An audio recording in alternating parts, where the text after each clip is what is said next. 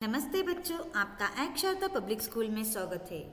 आज हम कक्षा चौथी की पाठ मेरा प्रयोग कीजिए की दूसरी अभ्यास पत्रिका पूर्ण करेंगे। तो चलिए बच्चों, बढ़ते हैं हमारे उद्देश्य की ओर। हमारा पहला उद्देश्य है बच्चे नए शब्दों के अर्थ समझकर अपने शब्द भंडार में वृद्धि करेंगे।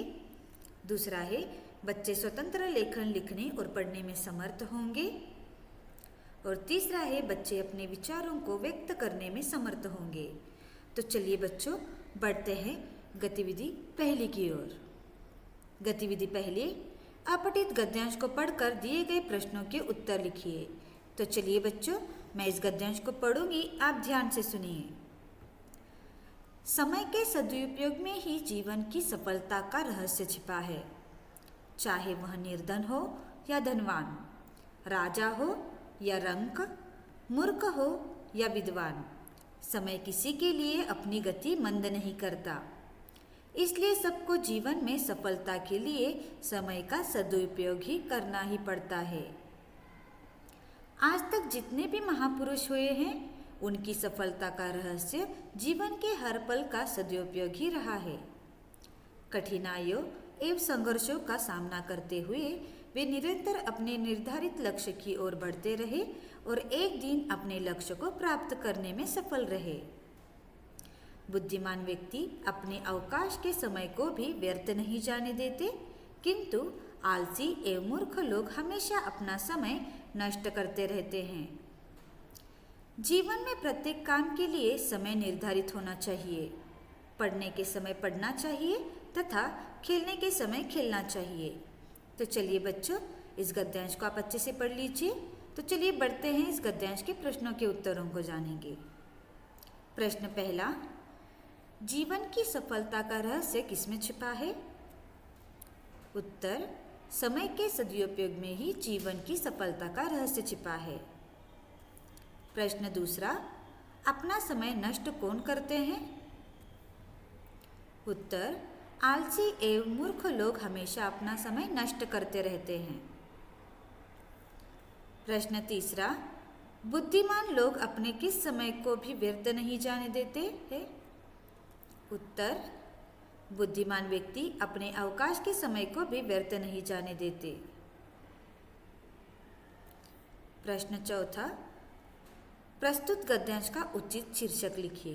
तो चलिए बच्चों, इस प्रश्न का उत्तर आपको लिखना है। तो अच्छे से गद्यांश को पढ़ लीजिए और उसे अच्छे से शीर्षक देकर यह गतिविधि को पूर्ण कीजिए। तो चलिए बढ़ते हैं गतिविधि दूसरी की ओर। गतिविधि दूसरी, अपठित गद्यांश को पढ़कर निम्नलिखित प्रश्नों के उत्तर लिखिए। तो चलिए बच्चों, इस गद्यांश को मैं पढ़ूंगी, आप ध्यान से सुनिए। एक तालाब में कछुआ रहता था। तालाब के पास एक गुफा में रहने वाली एक लोमड़ी से उसकी दोस्ती हो गई। एक दिन वे तालाब के किनारे गपशप कर रहे थे कि एक तेंदुआ वहां आया। दोनों अपने अपने घर के ओर जान बचाकर भागे। लोमड़ी तो सरपट दौड़कर जगह पहुंच गई, पर कछुआ अपनी धीमी चाल के कारण तालाब तक नहीं पहुंच सका। तेंदुआ एक छलांग में उसके पास पहुंच गया। तो चलिए बच्चों, आप इस गद्यांश को पढ़ लीजिए। तो चलिए बढ़ते हैं, इस गद्यांश के प्रश्नों के उत्तरों को जानेंगे। प्रश्न पहला, तालाब में कौन रहता था? उत्तर, तालाब में एक कछुआ रहता था। प्रश्न दूसरा, लोमड़ी कहाँ रहती थी? उत्तर, तालाब के पास एक गुफा में लोमड़ी रहती थी। प्रश्न तीसरा, कछुआ और लोमड़ी तालाब के किनारे क्या कर रहे थे? उत्तर, कछुआ और लोमड़ी तालाब के किनारे गपशप कर रहे थे। प्रश्न चौथा, इन अशुद्ध शब्दों को शुद्ध करके लिखिए। तो पहला शब्द है ले म डी लोमड़ी।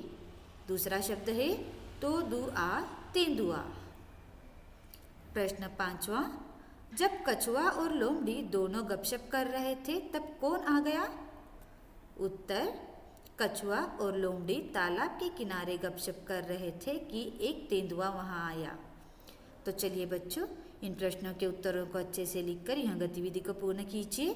तो चलिए बढ़ते हैं आज के गृह कार्य की ओर। आज का गृह कार्य है, दिए गए अभ्यास पत्रिका को पूर्ण कीजिए। तो आज के लिए इतना ही बच्चों, धन्यवाद।